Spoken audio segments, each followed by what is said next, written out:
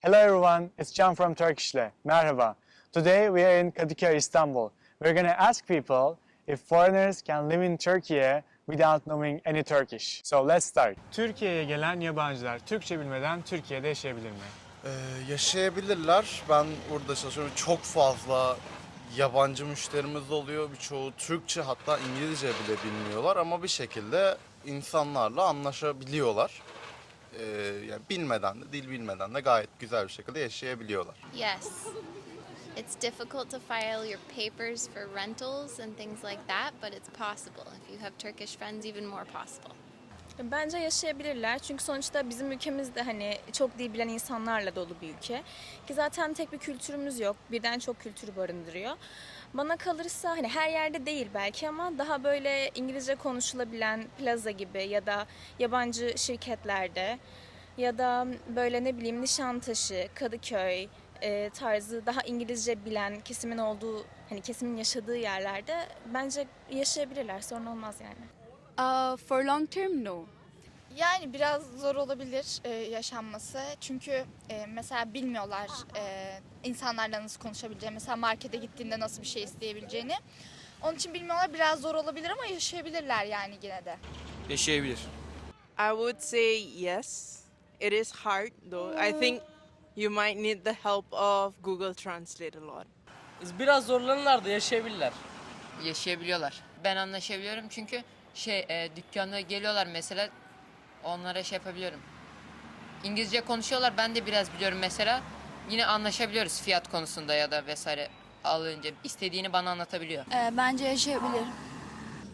I don't think so. I mean, of course you can, because with the advance of technology and everything, there's always Google Translate. But it does make your life difficult because, for example, what if you're in the metro and you don't have signals and you can't use Google Translate and it's something urgent, you know? Büyük ihtimalle.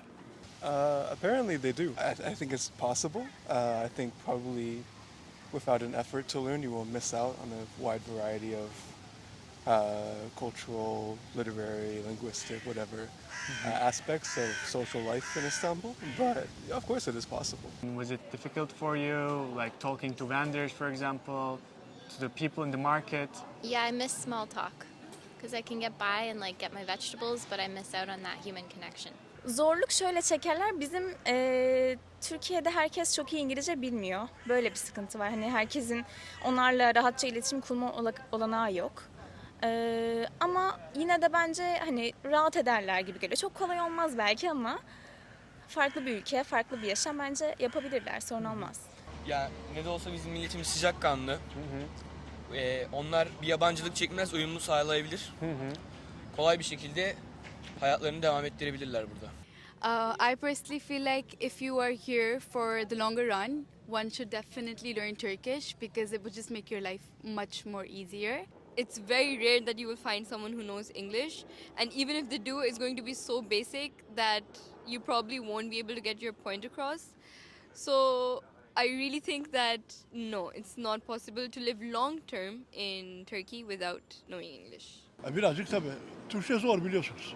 Okay, if I knew Turkish, I think it would be much easier for me to make friends. I can communicate with the locals more, and I can also get a lot of discounts because Turkish locals love it when a foreign person can speak Turkish, and they are very sweet to foreigners as well. So that's a plus point of being able to speak Turkish 4 years into living in Istanbul. Türkler zorlanırlar. Türkler çünkü İngilizce öğreniyorlar, orada Türkçe öğrenmiyorlar yani. O yüzden zorlanırlar. Belki anlaşma konusunda mesela birine bir şey anlatırken falan, diyalog kurma açısından. Hani o yüzden zorlanabilirler, biraz da yaşayabilirler ama. So how long have you been living here? A year and a half. My name is Hania. I'm from Pakistan, and I came here last year, so it's just been 1 year. This year is gonna be my 4th year soon, so I have lived in Istanbul for 4 years now. I'm from Pakistan and I've been living here for 3 years now. This is my 4th year at the beginning. This time, just a couple of months, but before, in total, about 3 years. Okay, so you have a lot of experience. So I want to ask you, how was your life here without knowing Turkish, and how did it change after learning Turkish? Because your Turkish is good right now.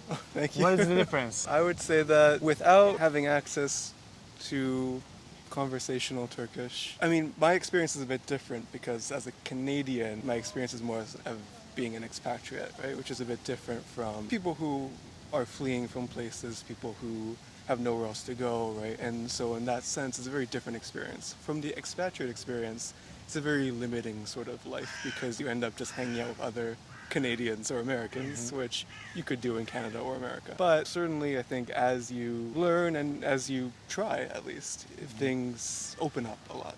I would say it is much better compared to when I first came to Turkey. I wouldn't say I can speak fluently, but I can understand much better than I can speak. I would say I can speak about 40 to 50%.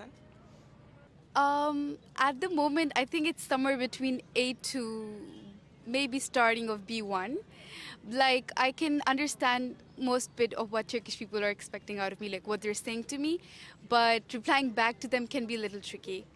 So yeah, but I'm definitely working towards learning more Turkish. My Turkish level is, I would say B1. So it's good enough for me to know my way across Turkey and go out alone and not be so anxious about like if I need to communicate with others, is it going to be a problem or not? So yeah. Yani peki nasıl anlaşabilirler? Bu internetten mi anlaşırlar yoksa böyle el kol hareketleriyle mi? El kol. Ben de burada el kol. Mesela nasıl, size müşteriler gelince nasıl anlaşıyorsunuz? Anlıyorum ben. Biraz yabancı var. İngilizce var yani. Telefon yardımıyla konuşabilirler. Sözlük yardımıyla ya da bir dil kursuyla anlaşabilirler. İnternette çeviri kullanabilirler. Yabancı, zaten Türkiye'de yabancı insanlar çok olduğu için yardımcı olurlar. Translate.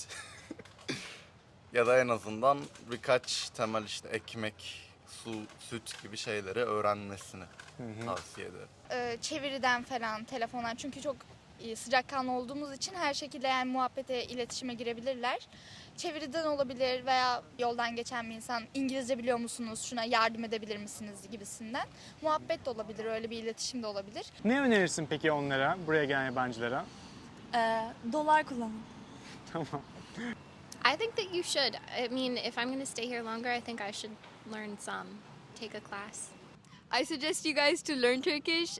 If you're coming for a vacation, it's perfectly fine to not know any Turkish. That's okay. But if you're coming here to study, for example, your bachelor's, you're going to be here for 4 years, your master's for 2 years, your work, of course, then you need to know Turkish. Like, it's going to make your life so much easier, and Turkish people actually get very happy when you speak to them in Turkish, so they like you more, so I guess that's also a plus point. Buraya gelsinler, özel ders. I think you should at least learn the most basic words, such as saying hello, thank you, or asking how much stuff are. It helps you to communicate better, and they warm up to you easier also. So the basic words are always a plus point when visiting to any country. So yes, that's what I think. Türkçe öğrenmeliler, evet. Onların da ülkesinde öğretsinler. I would suggest you all to learn Turkish, at least know the basics, like for example how to order your food, how to tell a driver where you want to go. These basics you should definitely know.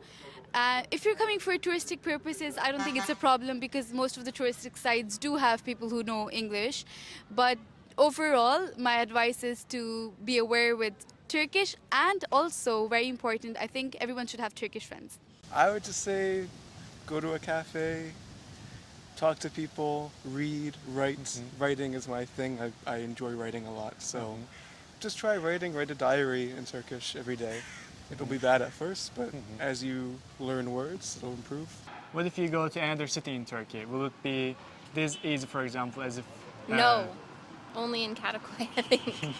Otherwise it'd be way harder. Farklı şehirlerde zor olabilir. Ama İstanbul, Ankara gibi büyük şehirlerde bilmeden de yaşayabileceklerini düşünüyorum. I'm sure it's going to be more difficult to live in Anatolian cities because in Istanbul you will still find foreigners, but usually in Anatolian cities it's rare. I haven't visited many, but I went to Kastamonu, for example, and it's a very small city, very tight community. Nobody really knew English, so I had to just be speaking as much Turkish as possible. So yeah, like obviously in a bigger city, in a more metropolitan place, you would have more people from different backgrounds, etc. So it's still easier. For example, if you go to İzmir, Antalya, where there's usually like a lot of foreign tourists, then those places are also easier to live in. But Anatolian cities, like small places, no. You definitely need to know like Turkish. Doğu tarafında zor olur. Öyle İstanbul'da kolay olur ama yine de yaşanması. Burası gene eğitimi yüksek. Hele burası hepten yüksek yani modanı biliyorsun. Ama mesela Anadolu şehirlerinde Biraz zor. Bana göre zor. Actually, TMI, but I lived in Izmir for my internship. So when I went there, my Turkish was still very minimum. But I managed to live in Izmir without much Turkish knowledge. It was still easy to communicate, and again, Google Translate can help you everywhere, so it wasn't a big problem.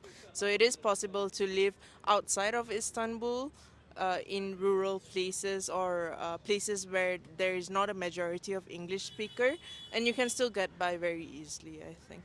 Zorlanırlar. Çünkü herkesin şivesi farklı. Mesela uymayabilir. Zorlanabilirler bence. sen nerelisin? Batman. Batman. Mesela Evet. Batman'a gitseler zorlanırlar mı şiveden? Evet, Batman. Zorlanırlar ya. Yani nereye gittiklerine bağlı. Atıyorum çok doğuda kalan mesela Diyarbakır'a gittiler atıyorum. Zaten hani oradakilerin çok fazla İngilizce bildiğini sanmıyorum. Biliyor olsa bile bence rastlama olanakları daha az. Olasılık daha az. Çünkü İstanbul zaten metropol. Türkiye'nin en kalabalık ve en kültürlü şehri. En kültürler birleştiği şehir. Bence İstanbul'da daha fazla rastlarlar ama başka şehirlerde biraz daha zor olur. So these were the answers that we got from people. What do you think? Do you think you can live in Turkey without knowing Turkish? If you don't think so, we're offering Turkish master courses in A1 level and an A2 level. So if you want to learn Turkish, you can check out the links in the description below. We're also sending weekly newsletters on Sundays, guys, so don't forget to subscribe to our free newsletters and you will get amazing newsletters every Sunday. Don't forget to subscribe if you like this video and I will see you in the next video. Take care. Görüşürüz.